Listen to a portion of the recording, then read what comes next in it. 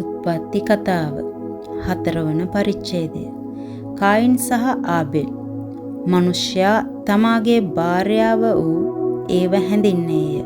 ඈ ගර්භණීව කායින් වදා ස්වාමින් වහන්සේගෙන් මිනිසයෙකු ලබා ගතිමි කීවාය. නැවත ඈ ඔහුගේ සහෝදර වූ ආබෙල් වැදුවාය.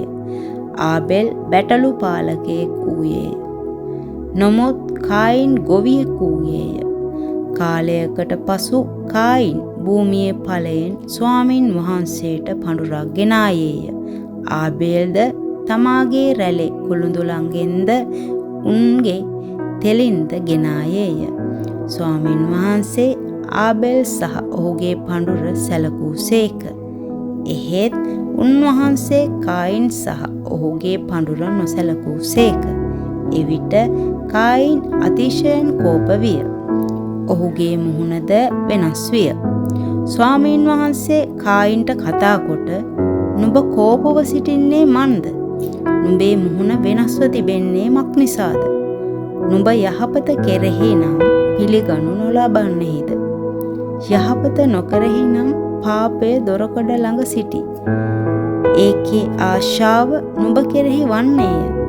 නුඹද එය කෙරෙහි ආණ්ඩු කරන්නේ යැයි කීසේක." කායින් තමාගේ සහෝදර වූ ආබෙල්ට කතා කළේය.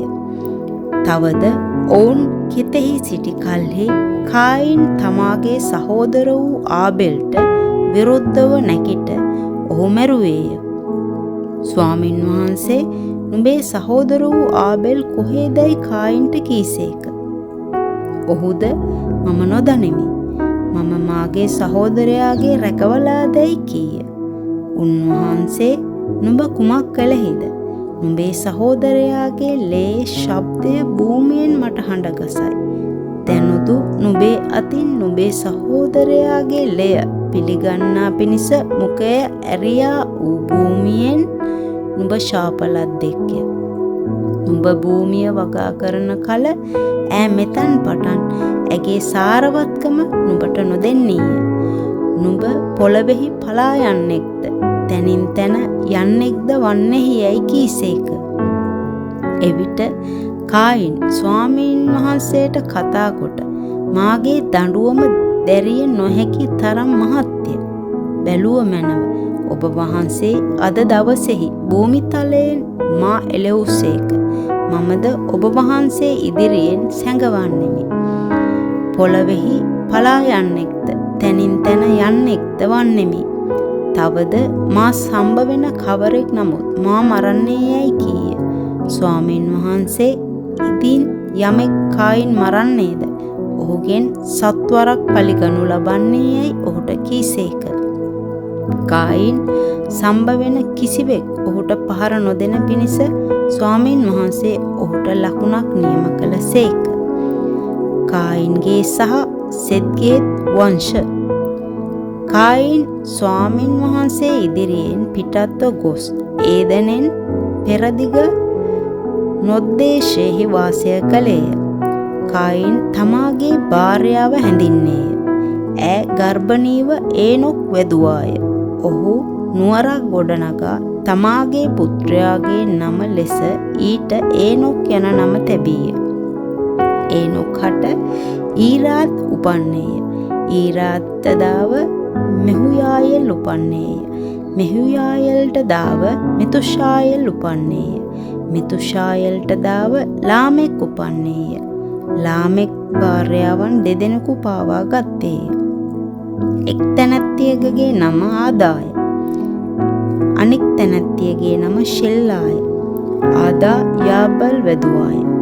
ඔහු කූඩාරම් වාසය කරන්නා වූ ගෝපාලයන්ගේ පියාය. ඔහුගේ සහෝදරයාගේ නම යුබාලය. ඔහු වීණාවත් නලාවත් පාවිච්චි කරන සියල්ලන්ගේ පියාය. ශිල්ලාද තූබල් කායින් වැදුවාය. ඔහු සියලු ආකාර පිත්තල සහ යකඩ ආයුධ තනන ලෝකුරුවා වූයේය. තූබල් කායින්ගේ සහෝදරී නාමාය. ලාමෙක් තමාගේ භාර්යාවන්ට කතා කොට ආදා සහ ශිල්ලා මාගේ හඬ අසව්. ලාමෙක්ගේ භාර්යාවනි මාගේ බසට කන් දෙව්.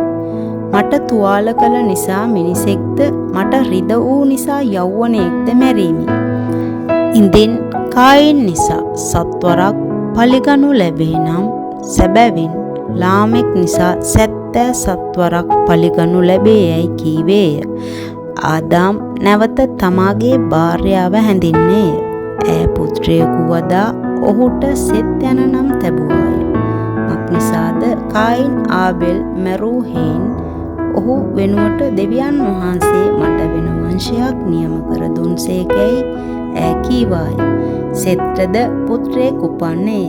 ඔහු ඒනෝෂ් යන නම ඔහුට තැබීය. එකල මනුෂ්‍යෝ ස්වාමින් වහන්සේගේ නාමය කියා යාඥා කරන්නට පටන් ගත්තෝය.